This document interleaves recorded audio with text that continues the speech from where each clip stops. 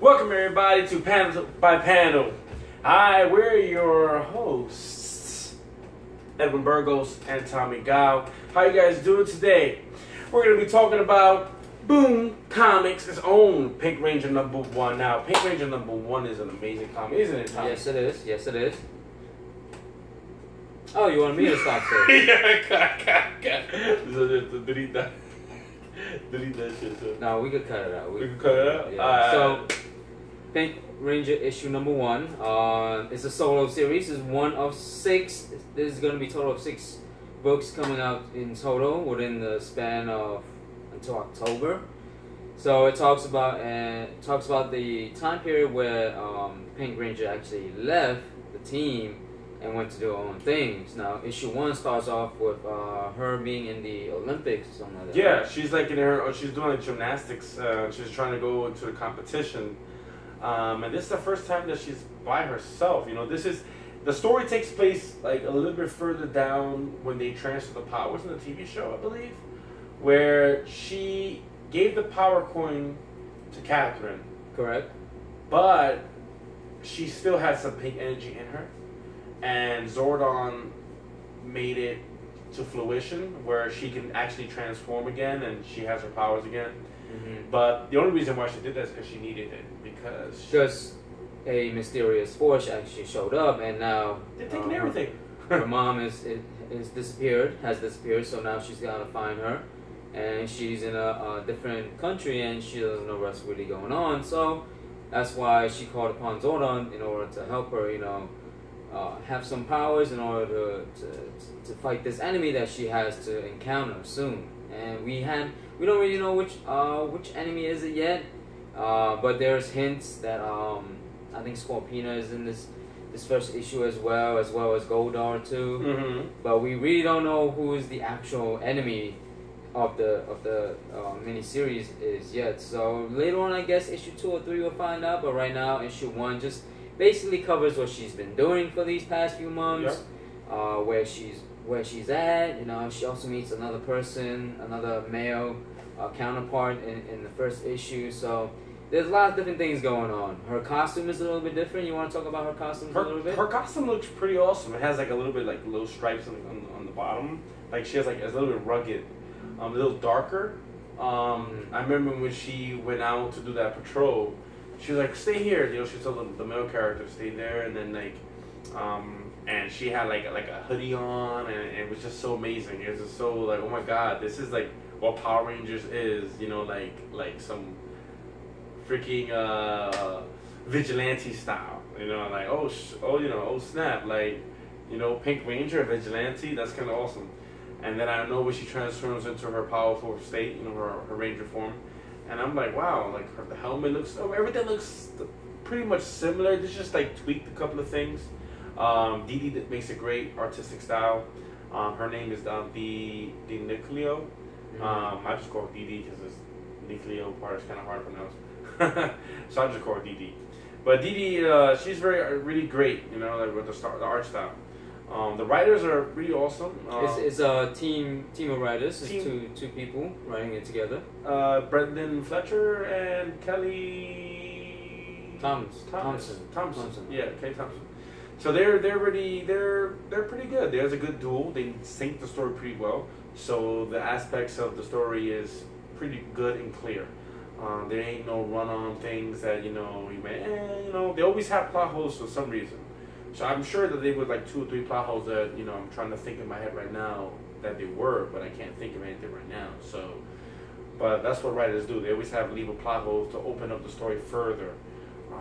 But overall, it was a good comic. It's a great beginning to a series that we all know a character pretty well. Yeah. If you guys were ever a fan of the Power Rangers show, each individual character, It's a great introduction to a single character that a lot of young girls really gravitate towards.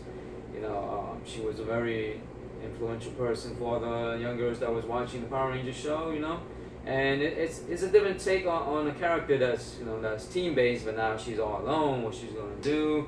Is she gonna help from her teammates? Later on, we don't know that. So it is a very good beginning to a series, and I am very excited to see what's next for this Pink Ranger issue.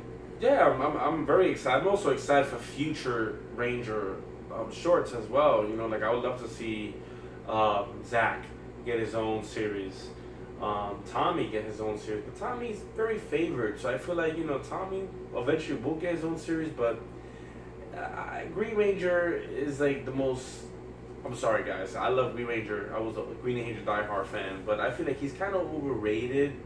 I feel like it's time to give other Rangers a shine. Maybe Trini, let her have a solo series. Billy have a solo series. Definitely Zach though, because Zach was one of my regular favorite originals. You know, Black Ranger was Black Ranger. Everyone's favorite color was black back then. Well, we all. I mean, like I said, if you were a fan of the Power Ranger series, everybody had a favorite. Everyone had a favorite. Everybody could relate to either the green, the red, the blue, the yellow, the Black Ranger, Pink Ranger, all of those. So I'm sure you guys have your favorites. If you guys want to leave a comment down below and say which one was your favorite, by all means do so. My personal favorite was also the Green Ranger. Team Green, yeah. But you know, hey, the regular series does talk about the Green Ranger quite a lot, so I think that's why they didn't actually have a separate Green Ranger comic book to itself. Instead, they chose the Pink Ranger, which is also another popular character.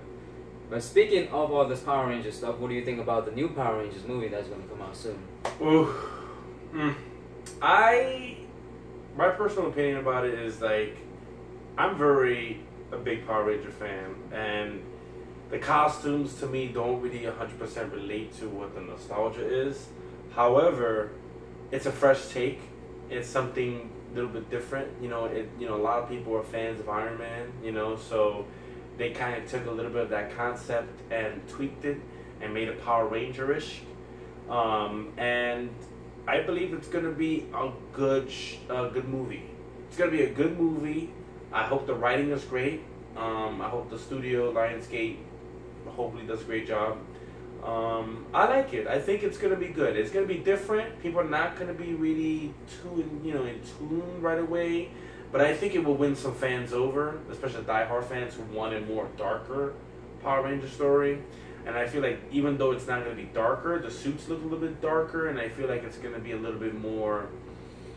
It's gonna be really cool. You know, I just hope the Zords don't disappoint. You know, like. Yeah, we really haven't seen much pictures of like the whole Zord aspect of it. We've seen a lot of photos of the actors in their regular clothing, street clothing, and the costumes itself. And also Rita as well. Yeah. But the only thing we haven't seen is the Zord. So, I mean, as a kid, watching Power Rangers was really about the Zords. You know, it was all the toys were basically all the toys. So, I mean, I'm sure Zords are really an important part of what they're gonna do too. So that's why maybe it's taking a little bit longer time for them to show it. But once they do, maybe more people is gonna get into it. Right, and they just had a recent photo of the Rangers with their masks like half cut. So that's why I'm saying they took inspiration from Iron Man, because it's similar. You know, Iron Man lifts his mask up. You can see Tony Stark's face. So now the Ranger forms is the same thing. Like they lift the mask up, you see all the Ranger face. The only problem that I had was the boobs for the Pink Ranger and the Yellow Ranger. Really? You're gonna go with that? Because the costume is so weird. Like, oh my god, it reminds you of like, how Batman has bat nipples, with George Clooney and his Batman 1997 Batman and Robin. That was a horrible and atrocious movie. I mean, I've seen worse. Fantastic Four. But it was not as bad as people think, Batman and Robin was a little bit much more. It was meant for like little kids. It was not meant for the every go Batman fan. We know what kind of Batman movie we want to watch. Monday. Speaking of which, Monday, July 25th, me and my co-host right here, my man Tommy, we're gonna be watching Batman: The Killing Joke. We're gonna be watching it around 10. We'll be posting a video about it, a live feed. We'll be posting a reaction video on that same day, or maybe the next day. We're gonna see the next day, depending how it goes. But we will keep you in tune as soon as possible. But let's finish up with this episode right here. It's been going on quite some time now. So issue 1, Pink Ranger. I think it's great. It's a great issue. So if you guys are thinking about reading the Pink Ranger issue 1, by all means, go pick it up at your local comic book store and tell us what you think after you read it. You know, did you like it? Did you not like it? What do you think is the best part? What do you think is the worst part? So, like, subscribe, and share it with your friends. Take care. Later, guys. Later.